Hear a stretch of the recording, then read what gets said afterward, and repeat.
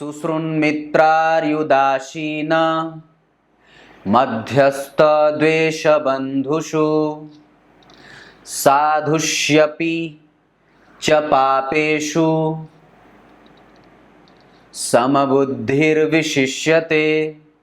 प्रिय दर्शकों नमस्कार, एक बार फिर से उपस्थित हूं आप सबके सामने बुधवार के बाद गुरुवार के कार्यक्रम में।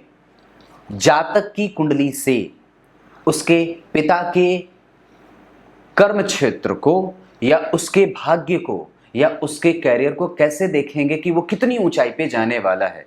आपका बेटा, अगर आपके पास आपकी कुंडली नहीं है तो अपने बेटे की कुंडली से या किसी भी जातक की कुंडली से ये कैसे जाना जाएगा कि वो मेरे कर्म के लिए कितना भाग्यशाली है, या उसकी कुंडली से ये कैसे जानेंगे कि मेरी कुंडली न होने के बाद मेरे बेटे की कुंडली में क्या स्थिति बनेगी जो मुझे ये बताएगी कि मेरा कैरियर कितना आगे जाने वाला है। कहीं नहीं जाना है, बिल्कुल बन के रहिएगा। कार्यक्रम के आरंभ में बोले गए श्लोक का अर्थ भी बताने वाला हूं और एक बड़ी अद्भुत बात भी बताने वाला हूं। बन के रहिएगा कार्यक्रम के अंतिम हिस्से तक। शुरू करते हैं आज का कार्यक्रम।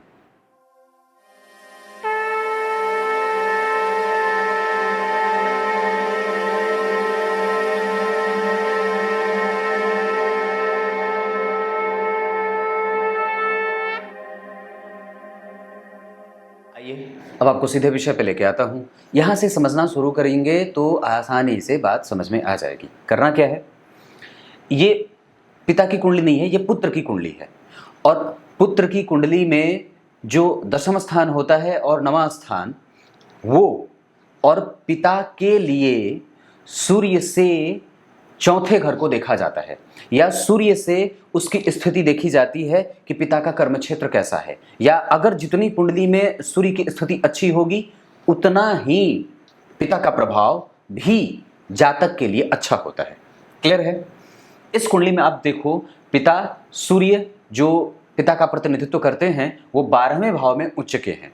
मतलब संभव है कि थोड़े बहुत तटस्थता का भाव हो या संबंध ऊपर नीचे हो, कभी कभी उनके विचारों में विषमता हो, दूरी हो, ये संभव है क्योंकि भाव से ग्रह सबसे पहले प्रभावित होगा।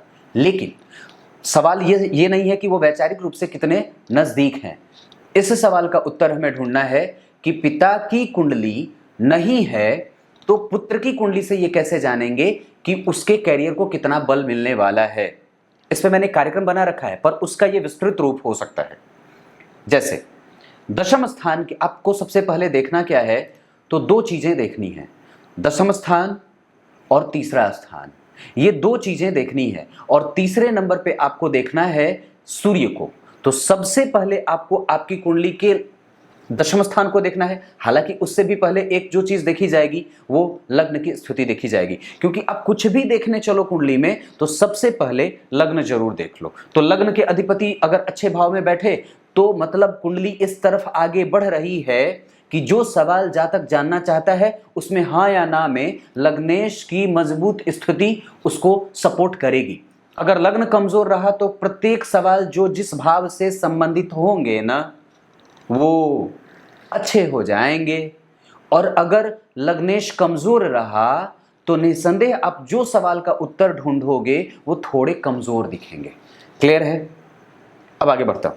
तो आपको देखना क्या है, जन्म कुंडली के सबसे पहले दशम स्थान को। तो जन्म कुंडली के दशम स्थान के अधिपति देखिए अपने ही भाव में बैठे हैं, जो भाग्य और दशम के अधिपति। अगर ऐसी स्थिति बने तो कि दशम और नवम के अधिपति अच्छे बनते हों कुंडली में, जैसे यहां अच्छे बन रहे हैं। अगर किसी भी जातक की कुंडली में दशम स्थान मजबूत हो रहा हो तो ये पिता के लिए भी मजबूती हो जाती है। ये पहली बात आपने देख ली। मतलब मजबूत कैसे? तो इस भाव में एक शुभ ग्रह की राशि बनी हो, इस भाव पे शुभ ग्रह का असर बना हो, इस भाव में दिग्बली ग्रह सूर्य शनि मंगल राहु बैठे हों, या यहाँ पे कोई ग्रह उच्च का बैठा हो तो ये भाव अच्छा हो जाए। इस पे किसी भी शुभ ग्रह का असर और ज्यादा बढ़िया हो, कोई पापक ग्रह इसको देख ना रहा हो, इस पे कहीं से गुरु की दृष्टि पड़ रही हो, बात को समझते रहना। तो ये स्थिति आपने सबसे पहले देख ली, तो दशम स्थान ठीक हो गया। अब दूसरा क्या देखना है? दूसरे नंबर पे देखना है, सबसे पहले नंबर पे क्या देखना था? लग्न देखना था। दूसरे नंबर पे क्या देखना था? दशम स्थान देखना था। तीसरे नंबर पे अब देखना है, क्या देखना है? तीसरे नंबर पे ये देखना है तीसरा भाव। तीसरा भाव कितना बलवान बन रहा है। तीसरा भाव अगर जातक की कुंडली में मजबूत है तो वो उसके पिता के कार्य क्षेत्र के लिए बड़ा अच्छा हो जाता है, और पिता को प्रतियोगिता से युक्त होने के बावजूद भी सफलता का द्योतक हो जाता है। मैंने एक कार्यक्रम बनाई थी जिसमें ये बात कही थी कि जन्म कुंडली के दशम स्थान के अधिपति अगर तृतीय भाव में बैठे हों, विशेषतया गुरु, तो व्यक्ति को व्यवसाय कर लेना चाहिए। अब अपने हिसाब से कुछ भी मत कर लेना, पर उसके लिए एक बार सलाह ले लेना चाहिए। पर दशम स्थान के अधिपति अगर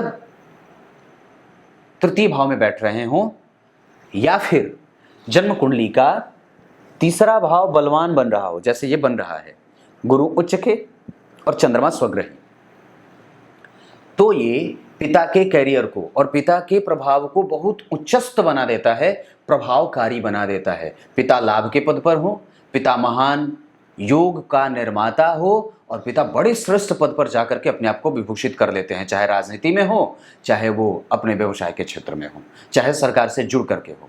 क्लियर है बात? ये तो दूसरे नंबर पे देख लिया। अब तीसरे नंबर पे क्या देखना है? तीसरे नंबर पे ये देखना है कि वो स्थिति बन कहां रही है, सूर्य से किस भाव में बन रही है। तो समझिए, सूर्य से केंद्र में सूर्य से केंद्र में बनेगी बात, तो बात बड़ी मजबूत हो जाएगी। और एक बात और भी है कि जन्म कुंडली में सूर्य अगर बेहतर स्थिति में है, तो मैंने पहले ही बात बताई थी कि अगर सूर्य की स्थिति अच्छी बन रही है तो निसंदेह पिता भी अच्छे हो जाते हैं। और अगर सूर्य से ये चतुर्थ में बैठा है, ये ग्रह को बल दे देगा। सूर्य से केंद्र में भाव जो है वो बली है, इस वजह से पिता का कैरियर बड़ा मजबूत हो जाएगा। किसी भी भाव से केंद्र में अगर भाव मजबूत हो, जैसे मान लीजिए दशम स्थान बली है तो सप्तम स्थान को भी बलवान बनाएगा। अगर दशम स्थान बली है तो लग्न को भी बल देगा। अगर लग्न बली है तो दशम को भी। उससे केंद्र में अगर अच्छा भाव बन रहा है, अगर माता के बारे में यही देखना होगा तो क्या देखोगे? माता से, अब चंद्रमा से अगर यही बात केंद्र में बनेगी, आगे अगर केंद्र में बने तो और अच्छी बात है। अगर मान लीजिए माता को चेक करना होगा तो यहां से सूर्य को हटा करके यहां चंद्रमा को बिठा दो, तो चंद्रमा से अगर होगा तो ये काम माता के लिए हो जाएगी। अगर बुध से ये बात होगी तो भाई के लिए हो जाएगी। बस इतनी सी तो बात है, ऐसे देखना होता है। समझ में आ गई होगी बात? पर विशेषतया ये सूत्र पिता के लिए ही लागू होगा। तानसेन जो थे, उनके गुरु ने उन्हें सिर्फ जो सा रे गा मा प होता है ना, उसमें से सिर्फ सा ही उनको सिखाए थे, रे गा मा प नहीं सिखाए थे। पर वो उनको आ कैसे गया बताता हूं। उनके गुरुजी एक बार पत्तल में मतलब पत्तल में भोजन कर रहे थे। दोना में जो पलास का पत्ता होता है ना, जिसपे हम लोग खाते हैं बारात में, अब तो वो लुप्त हो गया है। बारात विवाह में जो हमारे यहाँ भी चलती हैं वो चीज़ें, तो दोने में खा रहे थे। भोजन करने के बाद वो जो भोजन का जो जूठा बचा हुआ था, जूठन था, तानसेन से उसने कही ले जाओ इसे बाहर कूड़े में फेंक आओ। पर तानसेन ने पता है क्या किया? वो ले गया, गुरु के उस जूठे अन्न को खा लिया। जूठा अन्न उसमें था नहीं, क्योंकि गुरुजी तो सारा पा लिए थे। पर हुआ क्या? तानसेन ने उस पत्तल को ही खा लिया। वो सारा पत्तल ही वो खा गया, जूठा जिसपे वो गुरुजी उसके भोजन कर रहे थे, वो पत्तल ही उसने खा लिया। अगले दिन जब रिवाज करने गया तो सा के बाद के सारे स्वर उसको पता थे।